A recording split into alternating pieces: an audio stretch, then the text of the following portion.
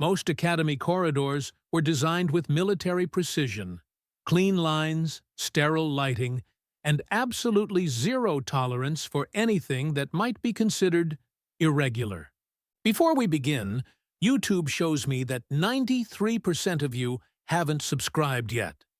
Subscribing is free, it really supports our community, and I'd love for you to be part of it. Also, drop a comment and let me know where you're watching from.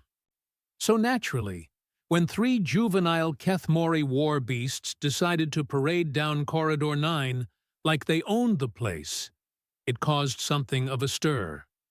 Zala walked between them, her standard-issue boots clicking against the polished floor in a rhythm that somehow matched the soft padding of 6 massive paws. She wasn't leading them exactly. More like they'd all agreed on the same destination and happened to be traveling together. The difference was subtle, but important, though she doubted Security Chief Beckmore would appreciate the distinction.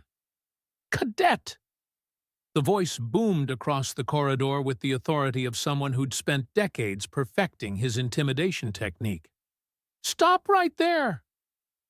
Zala paused, glancing down at Forge, who'd positioned himself at her left side.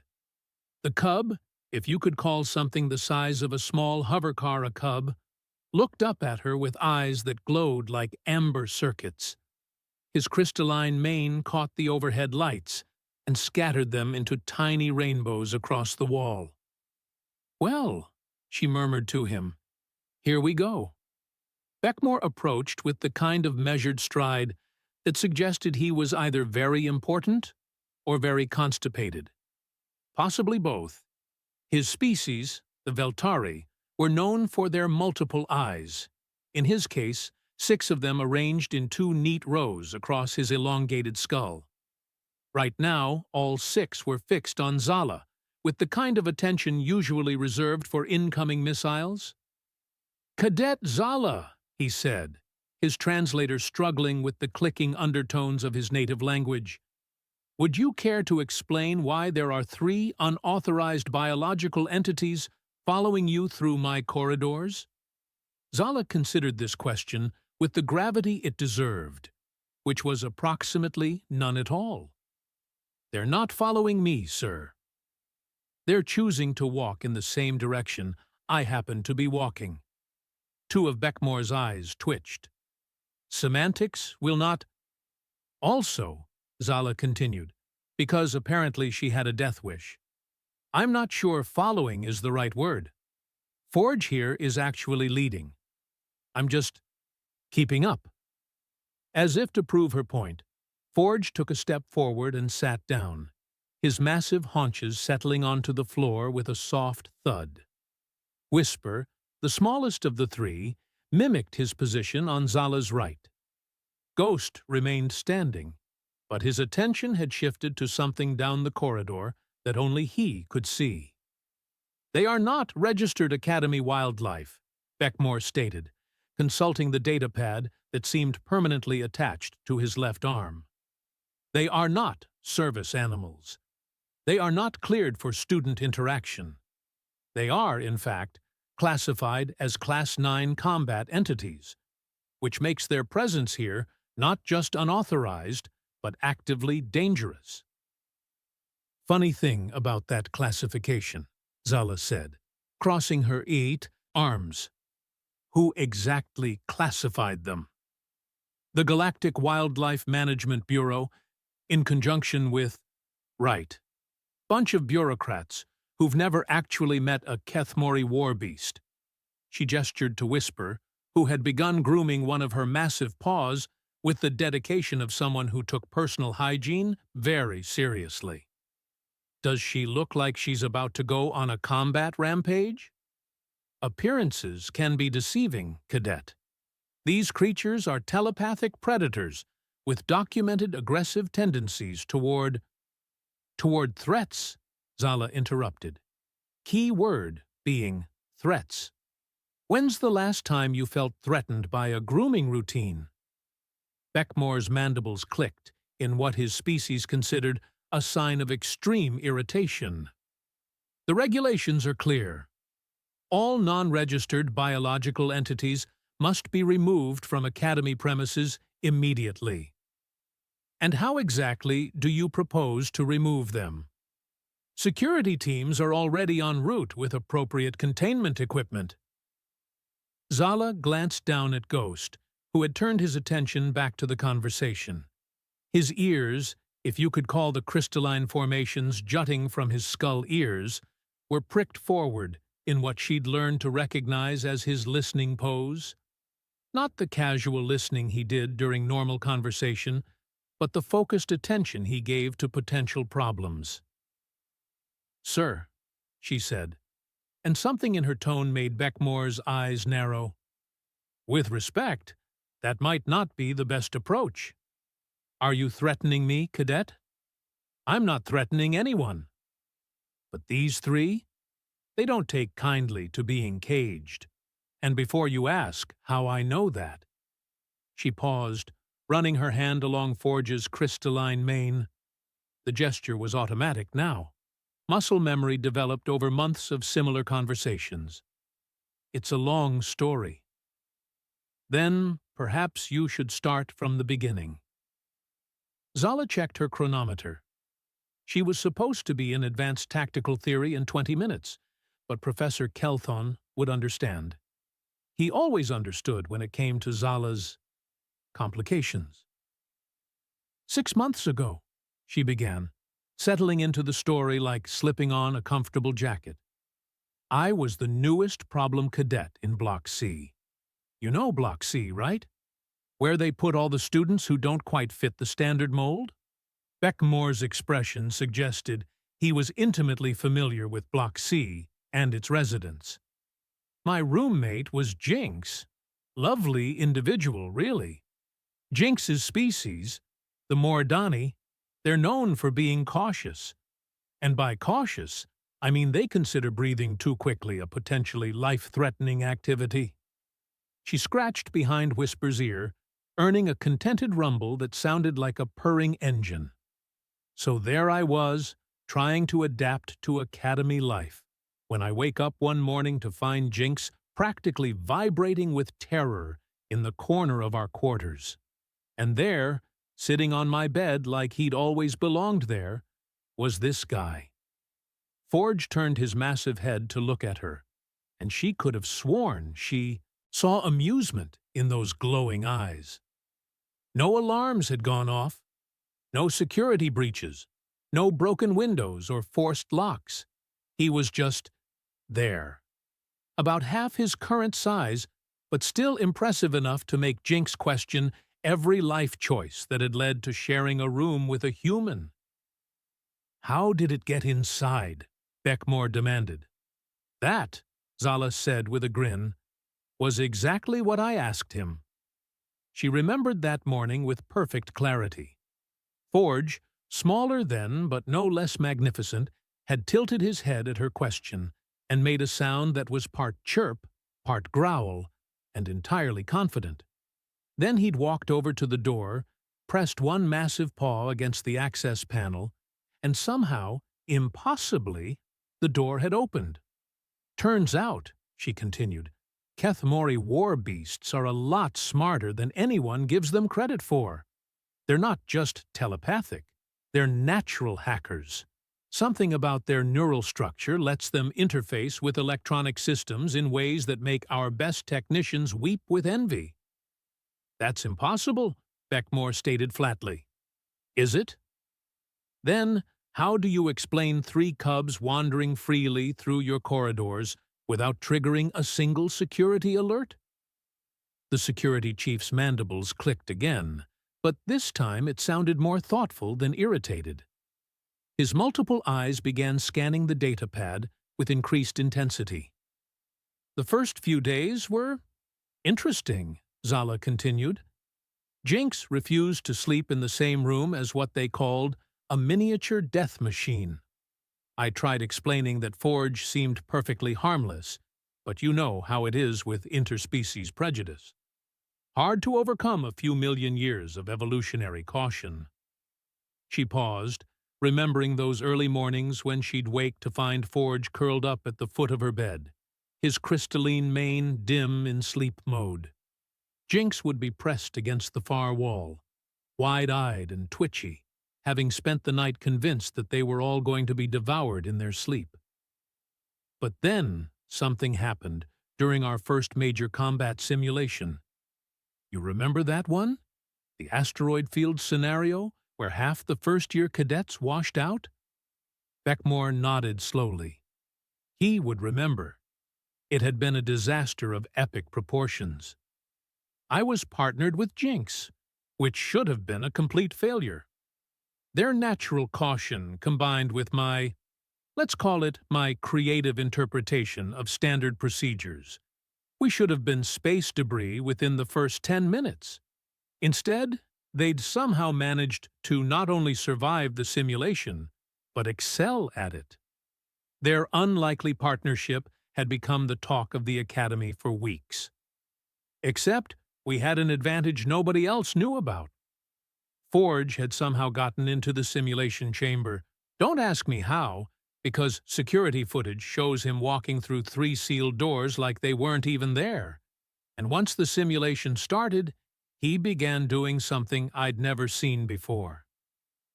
Zala looked down at the 3 cubs, all of whom were now giving her their full attention. It still amazed her how they could make her feel like the most important person in the galaxy, with nothing more than focused interest. He started guiding us, not controlling. Kathmori don't work that way. But he'd move in a certain direction, and somehow Jinx and I would find ourselves following. He'd pause at what seemed like random moments, and we'd pause too. He'd look toward empty space, and we'd discover incoming asteroids that our sensors hadn't detected yet. Telepathic prediction, Beckmore murmured, his scientific curiosity apparently overriding his administrative frustration. More than that, he was thinking 3 moves ahead, like the galaxy's most dangerous chess master. And he was sharing that tactical awareness with us, not through words or images, but through intuition, I guess. Suddenly, Jinx's caution wasn't paranoia. It was strategic patience. And my improvisation wasn't recklessness. It was adaptive flexibility. The memory still gave her chills. That moment when she'd realized they weren't just 3 separate beings stumbling through a simulation. They were a team, connected by something deeper than communication. We didn't just pass that simulation. We set a new Academy record that still hasn't been broken. Beckmore's datapad chimed, and he glanced down at it with growing concern. Security teams report they cannot locate the cubs. Sensors show them in this corridor, but visual confirmation is inconsistent. Zala didn't need to look down to know that Ghost had activated what she privately called his suggestion field, a low-level telepathic influence that made observers look past him unless they were specifically focused on his location. It was a defensive mechanism, not an aggressive one, but it played merry hell with security systems designed by species that didn't understand telepathic camouflage. That would be Ghost. He showed up during my 3rd week, right in the middle of advanced reactor theory. Professor Dulmax was explaining the safety protocols for handling antimatter containment when all the lights went out. She remembered the moment perfectly. The sudden darkness, the rising panic of 60 cadets trapped in a classroom with an active antimatter demonstration, and then the soft glow of crystalline formations appearing near the emergency exit. Emergency lighting failed. Backup systems failed. Even the manual releases on the doors had somehow malfunctioned.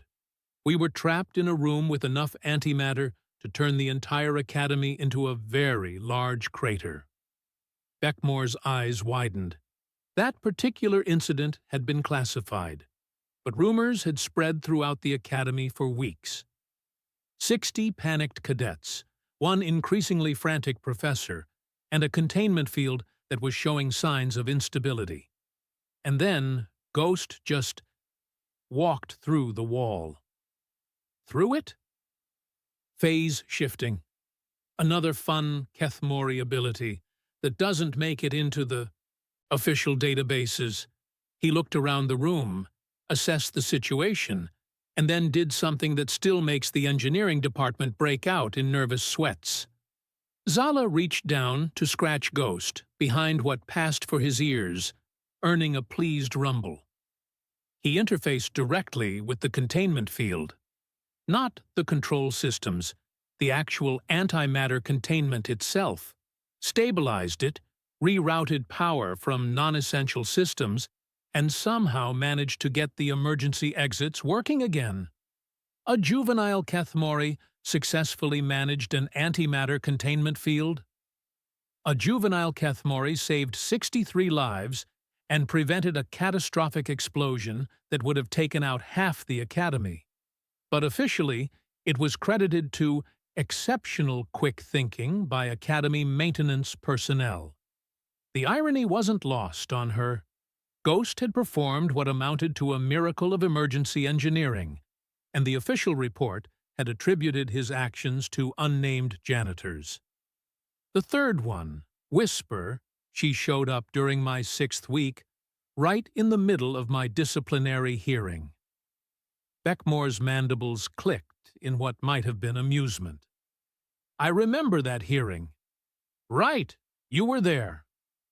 Remember how Commander Kulnax was explaining why my unconventional approach to the stealth infiltration exercise had resulted in 3 broken training drones and a minor diplomatic incident with the Zenthari ambassador? That had been one of her more spectacular failures. The exercise was supposed to be a simple reconnaissance mission, but somehow she'd ended up accidentally infiltrating an actual diplomatic reception instead of the simulated one. The confusion had resulted in several very confused ambassadors, and a stern lecture about the importance of double-checking mission parameters. And then, right in the middle of his speech about responsibility and proper protocol, this little ball of fur and crystals comes strolling through the conference room like she owns the place. Whisper, as if responding to the memory, stood up and stretched, displaying the graceful flexibility that had made her Zayla's favorite sparring partner.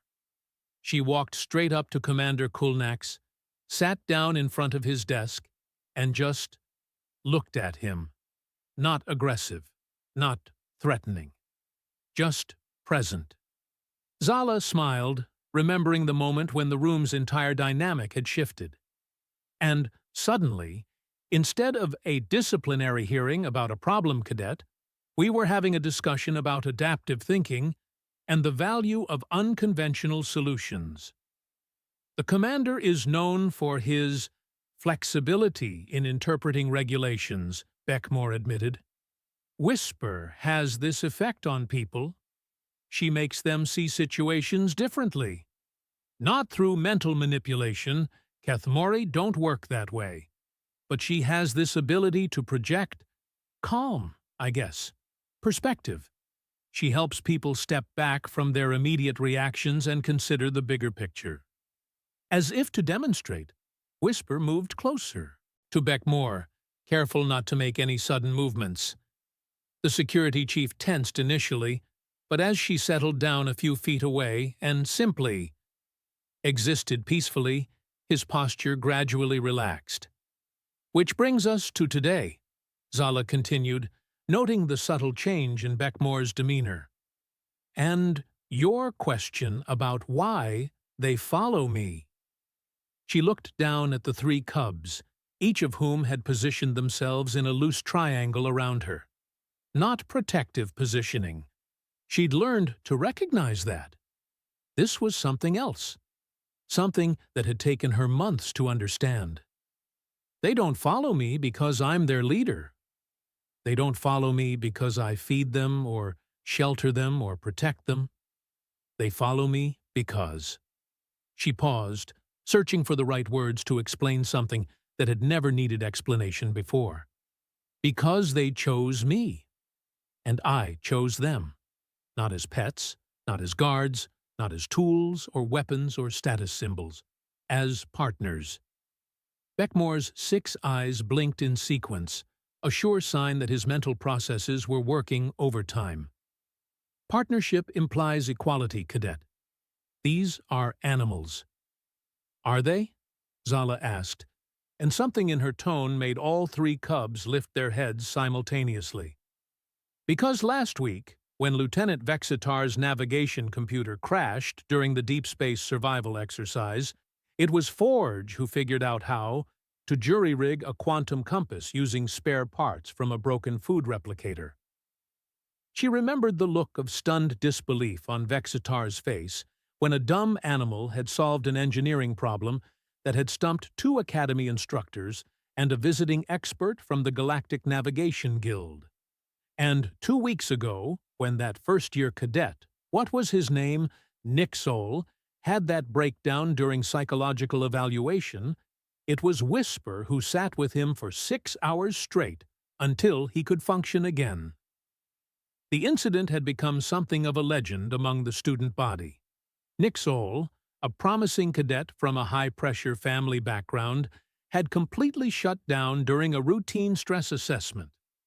The counseling staff had tried everything: medication, therapy, even bringing in a specialist in his species' psychology. Nothing had worked until Whisper had simply walked into the room and settled down beside his chair. She didn't do anything dramatic, Zala continued. Didn't try to fix him or force him to talk. She just stayed. And somehow, her presence gave him the space he needed to work through whatever was eating him alive.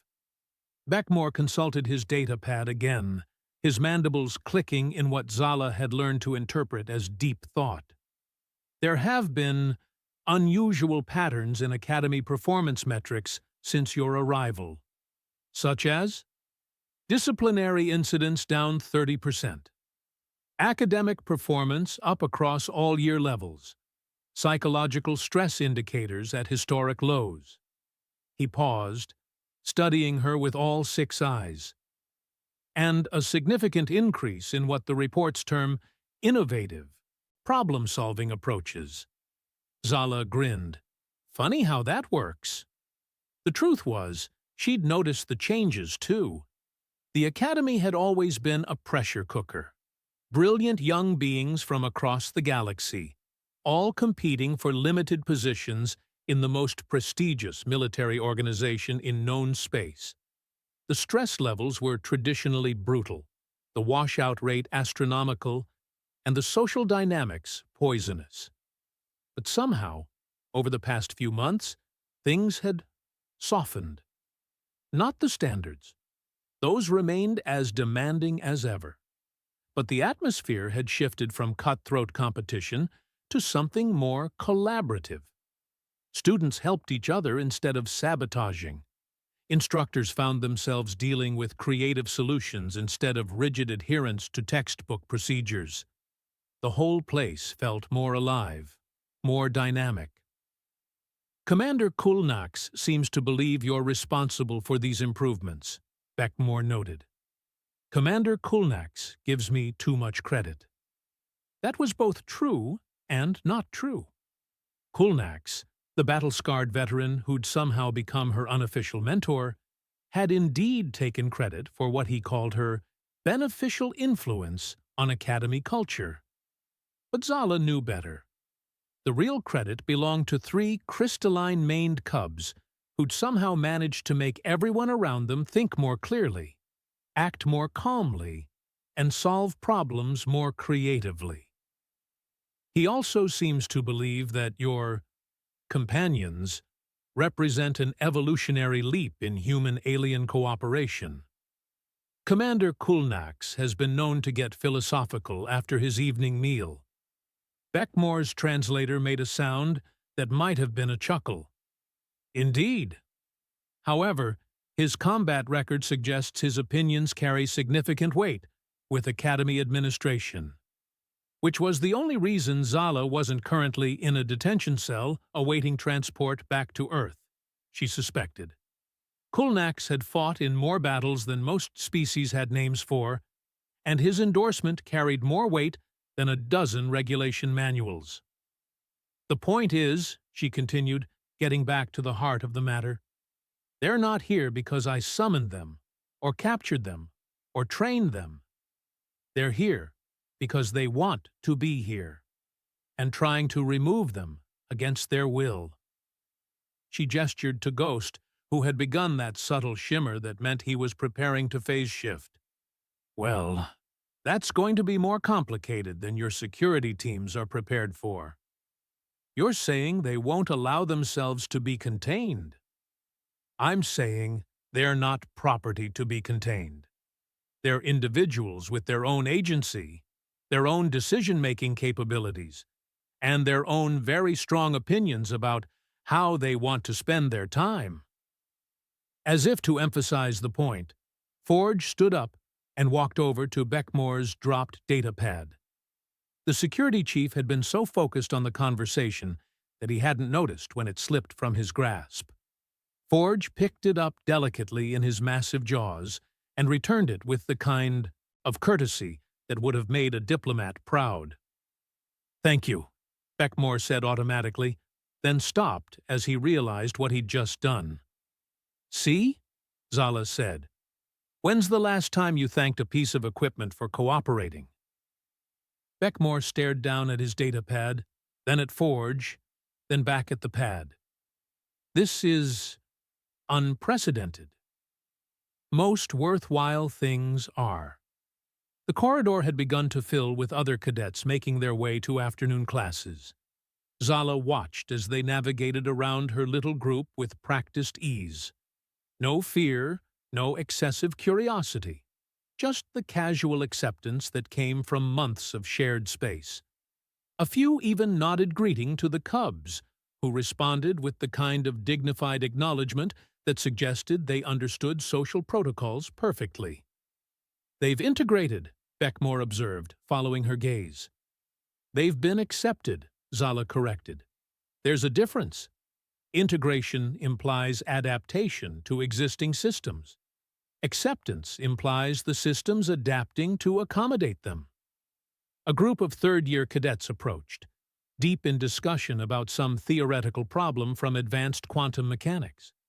As they passed, one of them, a tall, green-scaled Luxani named Muldar, paused and looked down at Whisper. "Hey, Whisper," he said casually, "you wouldn't happen to have any insights on wave-particle duality in non-Euclidean space, would you?"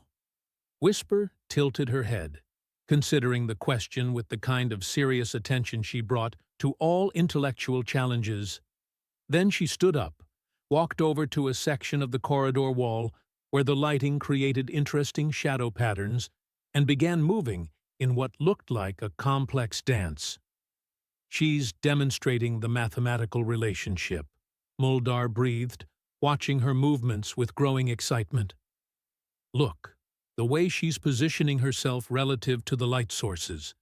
She's showing how particles behave differently, depending on observational framework." His study group gathered around, watching as Whisper continued her demonstration. Her movements were graceful, precise, and utterly convincing as a visual representation of quantum mechanical principles. "Brilliant," one of them whispered. "Why didn't our professors think of kinesthetic learning approaches?" "Because," Zala said quietly, "your professors think in terms of textbooks and data streams. Whisper thinks in terms of movement and relationship and the poetry of physics."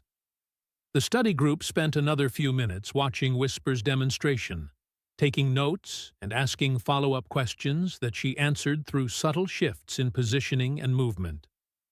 Finally, they thanked her, genuinely thanked her, and continued on their way, chattering excitedly about new approaches to their coursework. "That happens at least 3 times a day," Zala told Beckmore, who had watched the entire exchange with the fascination of someone witnessing something completely outside his experience. Each of them has become an unofficial teaching assistant for different subjects. Forge helps with tactical analysis, Ghost with engineering problems, and Whisper with anything that requires thinking about systems in non-traditional ways. They're tutoring other students? They're sharing their perspectives, which, it turns out, are often exactly what stuck students need to break through their conceptual barriers. Beckmore made notes on his data pad with the kind of focused intensity that suggested he was completely rewriting his understanding of the situation.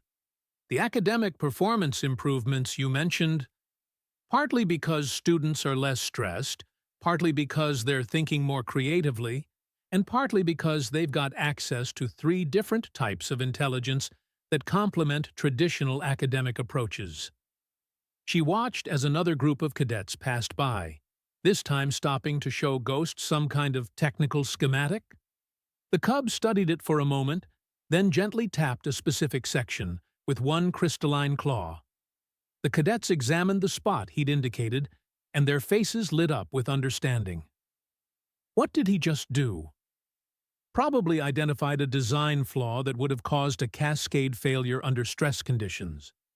Ghost has this ability to see weak points in systems, not just mechanical systems, but organizational ones, logical ones, even social ones. As if responding to his name, Ghost looked up from the schematic and fixed his glowing gaze on a point somewhere behind Beckmore. His ears pricked forward in that focused listening pose Zala had learned to pay attention to. "What's he hearing?" Beckmore asked, following her gaze. "I'm not sure. But when Ghost gets that look, it usually means—" The corridor's emergency lighting flickered once, twice, then stabilized. Most people wouldn't have noticed, but Zala had learned to pay attention to the small details that preceded larger problems. "How long until your security teams arrive?" she asked. Beckmore checked his chronometer. "They should already be here. The delay is unusual." Ghost stood up and walked to the nearest wall panel, pressing his paw against the surface.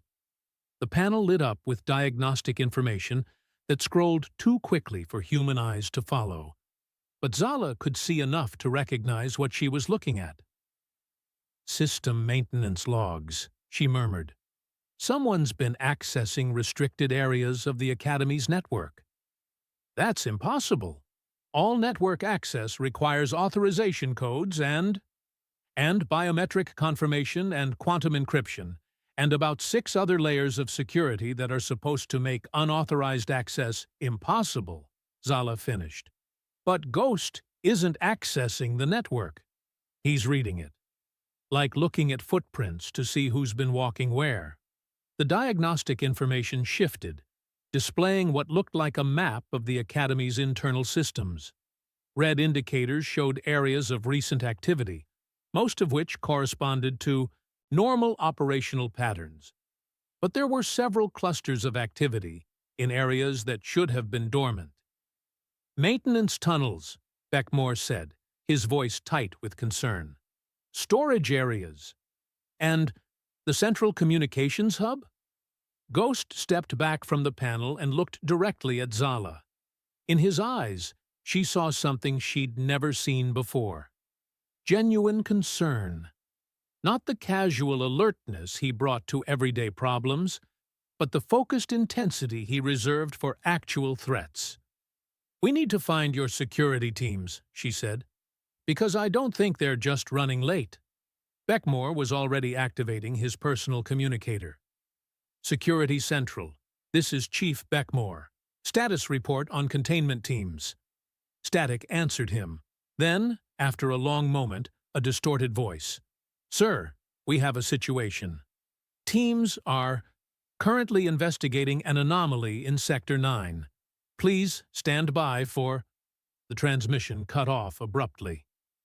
Forge, who had been calmly observing the conversation, suddenly moved to Zala's left side and pressed against her leg. not seeking comfort, offering support. Whisper mirrored the movement on her right, while Ghost positioned himself facing down the corridor in the direction of Sector 9. "Whatever's happening," Zayla said quietly. "They know about it before we do." Beckmore's mandibles were clicking rapidly now, a sure sign of extreme stress. This is not a coincidence. 3 unauthorized entities arrive at the Academy, and suddenly we have security failures and communication disruptions?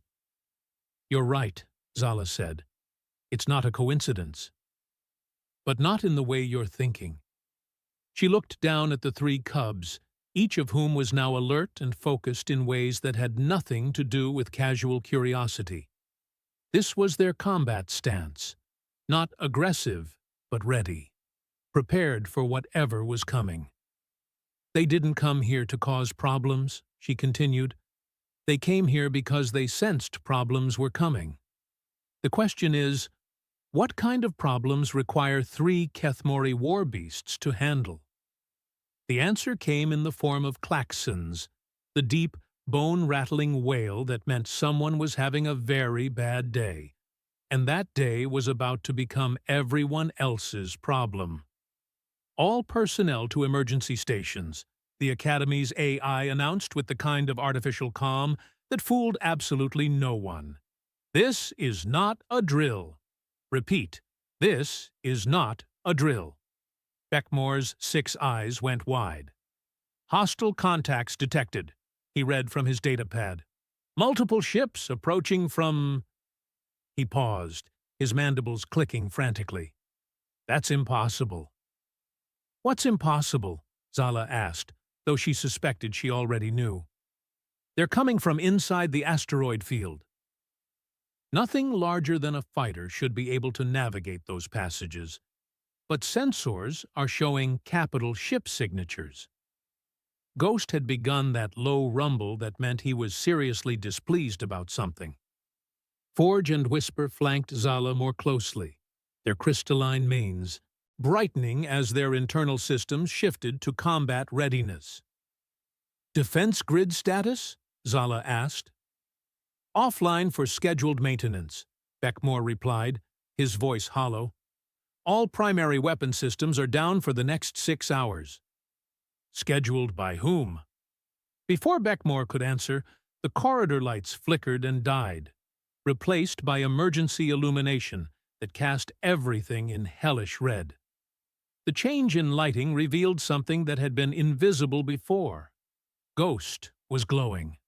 Not his manes, but his entire body, with a soft bioluminescence that suggested his phase-shifting abilities were working overtime. "He's scanning," Zala murmured, "looking for something that shouldn't be here." "Scanning for what?" "For whoever scheduled that maintenance." She knelt down beside Ghost, placing her hand on his flank. The contact allowed her to sense, dimly, what his enhanced perceptions were telling him. There's someone in the Academy who doesn't belong. Someone who's been here long enough to access restricted systems, but who isn't. Right. Ghost's glow intensified, and suddenly he was moving. Not walking, but flowing through solid matter like it was made of mist. Forge and Whisper immediately followed, leaving Zala and Beckmore to chase after them through corridors that were rapidly filling with panicked cadets. "Where are they going?" Beckmore demanded, his dignity forgotten as he tried to keep up with Zala's longer strides. "Maintenance tunnels, if I had to guess. Ghost doesn't phase shift unless he needs to go somewhere the normal routes won't take him." They reached a maintenance access that should have been sealed, but the heavy door stood open. Beyond it lay a maze of service corridors that most cadets never saw, the hidden arteries that kept the Academy functioning.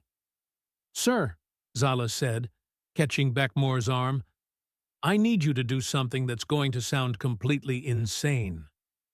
At this point, Cadet, insane sounds refreshingly normal. "I need you to trust them. Whatever they do, whatever it looks like, trust that they know what they're doing." Beckmore's 6 eyes focused on her with laser intensity. "You're asking me to bet the Academy's safety on 3 animals. I'm asking you to bet it on 3 beings who've spent months learning every system, every person, every pattern in this place, who've been preparing for this moment since the day they arrived." A new sound echoed through the maintenance tunnels. Not the cubs, but footsteps. Human footsteps, moving with the kind of careful precision that suggested someone who knew exactly where they were going. "That's not a cadet," Zala whispered. "How can you tell?" "Wrong rhythm. Cadets move like they're trying to get somewhere. That person is moving like they're trying not to be noticed." They followed the sound deeper into the tunnels, guided by the occasional glimpse of crystalline light ahead. The Academy's emergency systems were failing in sequence. First communications, then internal. Sensors, now environmental controls. Someone was systematically shutting down everything that might interfere with an invasion. The defense grid wasn't down for maintenance, Zala realized. It was sabotaged. By whom? The answer came from around the next corner, in the form of a familiar voice speaking in urgent, clipped tones. "Phase 3 is complete. Primary systems are offline. You have a clear approach vector." Zala's blood turned to ice water. She knew that voice, had shared a room with it for months, had listened to it express worry about everything from food temperatures to atmospheric pressure variations. "Jinx," she whispered. Her roommate stood in a junction of maintenance tunnels, speaking into a communication device that definitely wasn't Academy-issued. Around them, the cubs had formed a loose circle, not threatening, but very clearly blocking any escape routes.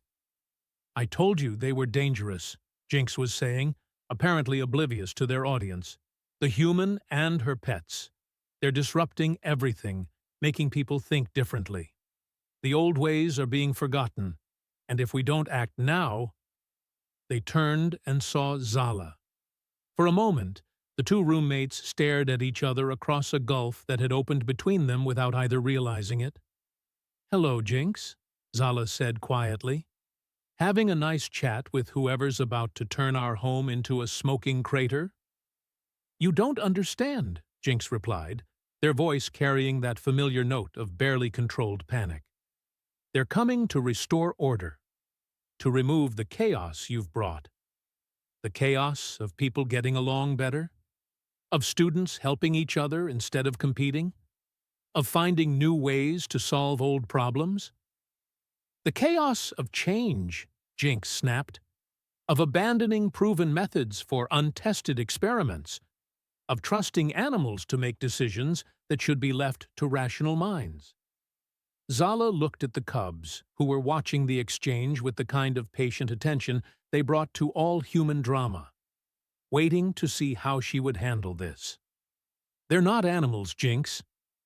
And they're not making our decisions for us. They're just helping us make better ones. By influencing our thoughts. By manipulating our emotions. By being themselves," Zala said simply. "And by showing us that there are more ways to think, more ways to feel, more ways to be than we ever imagined." Jinx's communication device crackled. A new voice, cold and mechanical. "Status report. Are the targets contained?" "Not exactly," Jinx replied, their gaze never leaving Zala's face. "Then eliminate them. The cleansing begins now. The thing about elimination orders is that they tend to clarify everyone's priorities rather quickly." Jinx raised what looked like a standard Academy maintenance tool, but was obviously something far more lethal. Before they could fire, Whisper moved. Not the graceful demonstration she'd given the study group, but the lightning-fast strike of a predator who'd decided. Negotiations were over. The weapon went flying, clattering into the darkness of the tunnels. Jinx stumbled backward, their eyes wide with the kind of terror that came from realizing you'd fundamentally misunderstood the situation. They're not pets, Zala said conversationally, as Forge positioned himself between Jinx and any potential weapons. They're not guards, and they're definitely not helpless animals who can be eliminated by nervous saboteurs with stolen energy weapons. "The fleet will destroy this place," Jinx stammered. "With or without you. At least this way, some of us might survive." "What fleet?" "The Purification Initiative. 12 species who've decided that humans are too disruptive to galactic stability. Too unpredictable. Too—" they gestured helplessly at the cubs. "Too likely to form inappropriate alliances with dangerous entities." Beckmore, who'd been unusually quiet during the confrontation, stepped forward. The Mordani representative to the Galactic Council voted in favor of expanded human integration just last month. "The official representative," Jinx spat. "The politicians who think they can control the chaos by embracing it. But there are others, those who remember what stability looked like before humans started changing everything." Ghost made a sound that wasn't quite a growl, but carried enough menace to make Jinx step back involuntarily. His phase-shifting abilities were creating a disorienting shimmer effect that made him appear to be in 3 places at once. "Here's what I don't understand," Zala said, moving closer to Jinx with the kind of casual confidence that came from having 3 very capable backup dancers. "You lived with me for months. You saw what they were really like. How could you possibly think they were dangerous?" "Because they changed you!" Jinx's voice cracked with frustration. "You came here as a problem cadet. Reckless, undisciplined, unpredictable. And instead of learning proper protocols, you got worse. More creative. More willing to break rules. More likely to find solutions that nobody had thought of before. And that's bad? It's chaos. It's the breakdown of everything that's kept galactic civilization stable for millennia." The cubs exchanged glances, an actual conversation in a language of subtle movements and shared consciousness. Then, simultaneously, they began to glow. Not the combat readiness they'd shown before, but something else entirely. Something that filled the maintenance tunnel with warm, golden light and made the air itself feel alive with possibility. "What are they doing?" Beckmore whispered. "Showing us something," Zala replied, though she wasn't entirely sure what. The light intensified, and suddenly the tunnel walls became transparent. Through them, Zala could see the Academy's corridors, classrooms, and common areas. But more than that, she could see the connections between people. Streams of light linking cadet to cadet, instructor to student. Being in a web of relationships that pulsed with shared understanding. This is what they see, she realized. Not individuals competing for resources, but a community learning and growing together. The vision expanded, showing the approaching fleet, 12 ships moving in perfect formation, their weapons charged and ready. But there was something wrong with the picture. The ships weren't just approaching the Academy, they were surrounded by something else. Larger shapes, moving with the fluid grace that could only mean one thing. "Kethmori battle cruisers," Beckmore breathed. "A full war pride." "They're not here to invade," Zala said, understanding flooding through her. "They're here to collect their young. And they're not going to let anyone else threaten them." The light faded, leaving them in the red glow of emergency lighting. Jinx was staring at the cubs with an expression of dawning horror. "They called their people," they whispered. "The moment they sensed the threat, they sent out a distress signal." "Not a distress signal," Zala corrected. "An invitation. A request for backup from family members who trust their judgment." Ghost's communication device crackled again. The mechanical voice was back, but now it carried an edge of panic. Abort mission. Repeat, abort mission. We have Kethmori warships on intercept courses. This was not part of the intelligence briefing. Because your intelligence was wrong, Zala said, loud enough for the device to pick up her voice. You assumed they were animals. You assumed they were alone. You assumed that humans could be isolated from their chosen allies. Who is this? This is Cadet Zala, speaking for 3 beings who've spent the last 6 months learning what it means to be part of something bigger than themselves. And they've decided that this academy, this community, is worth protecting. Impossible. Animals don't make strategic decisions. Forge stepped forward and, with careful deliberation, placed his paw on Jinx's communication device. The result was immediate and spectacular. Every screen, every display, every piece of electronic equipment in the academy suddenly came alive with information. Not random data, but a comprehensive real-time analysis of the tactical situation, complete with recommended response strategies and detailed intelligence on the attacking fleet. Still think they're just animals? Zala asked. The mechanical voice was silent for a long moment. When it returned, it sounded considerably less confident. This changes the strategic equation. Yeah, it does, because you're not facing a defenseless academy guarded by a few outdated weapon systems. You're facing a Kethmori war pride defending their chosen family. And if there's one thing the galaxy has learned over the past few centuries, it's that you don't mess with Kethmori family. Another pause. Then, withdrawal protocols are now in effect. All units return to jump points immediately. The communication device went silent. Jinx slumped against the tunnel wall, their entire body shaking. They'll be back. This isn't over. Maybe, Zala agreed, but next time, they'll know what they're really dealing with. And maybe they'll think twice about assuming that different means dangerous. She looked down at the 3 cubs, who were now clustered around her in their familiar formation. Not protective, not possessive, but simply present. Choosing to be where they were, with whom they were, because it felt right.